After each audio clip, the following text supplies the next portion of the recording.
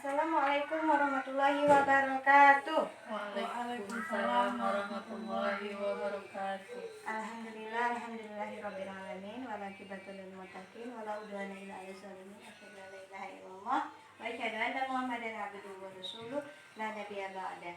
Puji syukur kehadirat Allah yang telah memberikan kita nikmat kesehatan sehingga ibu-ibu bisa hadir kemari ya seperti biasa dalam rangka rapat bulanan ya P2K2, pertemuan peningkatan kemampuan keluarga. Dan tak lupa pula salawat berangkat salam kita sampaikan pada Nabi besar Muhammad Sallallahu Alaihi Wasallam yang telah membawa umatnya dari al-jannah ke al-islamiyah. Sebelum kita mulai pembelajaran kita kali ini, Bu, saya ucapkan terima kasih dulu kembali lagi kepada Ibu udah bisa berhadir kembali. Kita mau belajar sama-sama. Saya juga sedang belajar ya. Dan kali ini ya modul pengelolaan keuangan dan perencanaan usaha. Iya, berbicara tentang pengelolaan keuangan. Nah, ibu-ibu ya, ibu-ibu sering ngerasa nggak kira-kira uang kita itu cukup atau berkekurangan? Seringnya berkekurangan, artinya ya banyak keinginan ya, sementara pendapatan kita kecil. Jadi kita kali ini sedang belajar ya, membedakan yang mana yang dikatakan kebutuhan dan yang mana dikatakan keinginan. Kalau makan nasi kebutuhan kan, Bu ya? Kebutuhan. Artinya kebutuhan itu kalau kita nggak kita wujudkan atau nggak kita realisasikan, maka akan mengganggu kelangsungan hidup kita. Katakanlah kita nggak makan, ya, maka kita akan kelaparan. Ya, artinya kalau nggak ada beras kita juga nggak bisa, itu nggak ada kebutuhan. Nah, sementara keinginan, oke, kalau bayar listrik itu masuk kebutuhan atau keinginan, Bu? Kebutuhan, bagus. Berarti bayar listrik ya, Bu ya. Kita harus bedakan di sini, Bu. Ya. Terus kira-kira misalnya kita mau beli sembako, minyak, beras, itu masuknya kebutuhan atau keinginan, Bu? Iya, itu masuknya ke kebutuhan sembako. Jadi kita sudah bisa memastikan bahwasannya kebutuhan itu adalah hal-hal yang sangat mendasar dalam kehidupan kita. Sekali lagi kita tekankan, kebutuhan ini kalau nggak terpenuhi maka akan mempengaruhi kelangsungan hidup kita. Itu yang namanya kebutuhan. Sedangkan keinginan ya, kalau tidak diwujudkan atau tidak kita realisasikan, tidak akan mempengaruhi hidup kita. Misalnya ada baju lama ya, Bu ya, iya masih bisa pakai baju ya. Jadi yang dikatakan, iya, kembali lagi bukan, nah keinginan baju berarti itu masuk keinginan. Tas baru termasuk ke keinginan. Terus apa lagi, Bu? Pulsa ya, artinya kalau pulsa ini nggak kita beli ya nggak masalah, cuman ya tidak akan mempengaruhi banyak kelangsungan hidup kita. Maka kalau keuangan kita terasa lebih berkekurangan, artinya ya ada mungkin banyak keinginan yang harus kita kurangi, Bu. Ya, mungkin kalau di dalam 1 bulan itu kita beli pulsa 75.000, karena kita pendapatannya terasa kurang dalam bulan ini, maka pulsanya bisa kita skip atau kita tunda dahulu. Ya, jadi kita lihat sebentar ya, Bu ya. Berarti kalau uang tidak cukup, ya diatur dong. Uang tidak cukup, ya diatur dong. Uang tidak cukup, ya diatur dong. Artinya memang kalau uang kita nggak cukup berarti harus ada yang kita atur. Ya, apakah kebutuhan ini rata-rata nggak bisa kita kurangkan. Ya, namun keinginan ini bisa kita hilangkan. Ya, jadi yel-yel ini sebenarnya bukan sekedar yel-yel, tapi sebagai pembelajaran bahwasannya memang keuangan yang tidak cukup harus kita atur, ya. Seperti itu.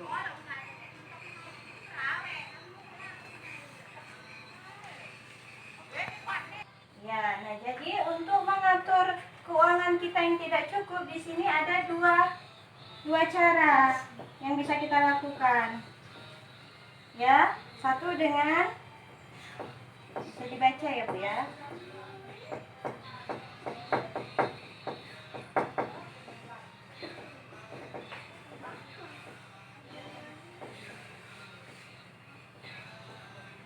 Coba Ibu yang pertama silakan dibaca. Catatan kas harian. Yang kedua sistem amplop. Nah, yang pertama ini namanya tips ya Bu ya, atau cara mengatasi uang yang tidak cukup tadi, yang terasa tidak cukup tadi. Maka catatan kas harian berarti kita mencatat, ya, mencatat di mana yang kita catat itu semua yang kita belanjakan. Apa saja yang kita belanjakan, dari hal-hal yang terkecil sampai hal yang terbesar itu dicatat semua. Misalnya apa? Satu hari beli ikan, kita catat harganya berapa, katakanlah 15.000. Terus apa lagi Bu ya, beli minyak makan misalnya.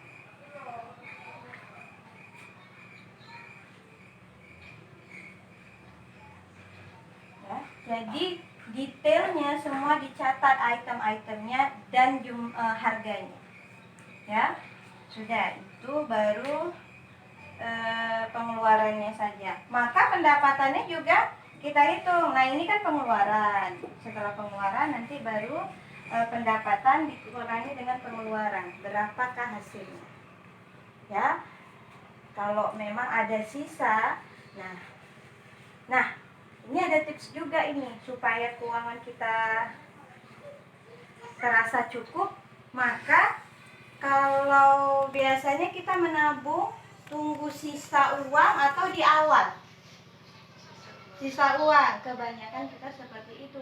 Tetapi yang harus kita rubah adalah bahwasanya kita harus menabung di awal. Misalnya kita dapat penghasilannya dalam per bulan katakanlah 1,5 juta. Nah, maka jangan tunggu sisa dari 1,5 juta itu baru kita tabung. Itu yang salah. Ini yang harus kita rubah dan kita perhatikan adalah sebelum kita mengurangi pengeluaran kita, maka kita harus membiasakan diri untuk menabung di awal. Nggak penting ya nilainya mau yang besar, karena nggak akan juga ada nilai yang besar kalau nggak dimulai dengan nilai-nilai yang kecil. Jadi belajar menabung di awal, walaupun dengan jumlah yang sedikit, tapi konsisten. Konsisten artinya terus menerus kita lakukan. Ya, kan ada nyanyinya kan? Menabung lama-lama. Oh, itu bukan ya. Seperti peribahasa, nabung sedikit demi sedikit lama-lama menjadi bukit. Artinya kalau memang sedikit tapi biasa dan rutin, kita nggak akan tahu bahwasanya uang tabungan kita itu banyak. Tapi kalau kita menabung, nunggu sisa, ya bisa jadi sisa dari ini nggak ada, bahkan kurang lagi. Ya, jadi seperti itu ya, ibu-ibu mungkin bisa ditanamkan di dalam rumah ya, untuk menabung di awal sebelum melaksanakan pembayaran pengeluaran ya. Nah, itu di catatan kas harian. Nah, sekarang yang kedua di sistem amplop.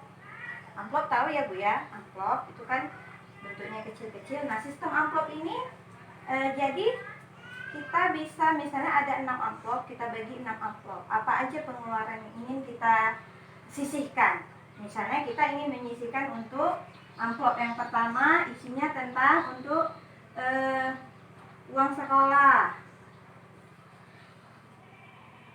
Amplop yang kedua berisi listrik. Listrik ya terasa juga ya, kalau bulanan kan terasa juga. Yang ketiga apa misalnya? Pengeluaran kita, uang sekolah anak, listrik,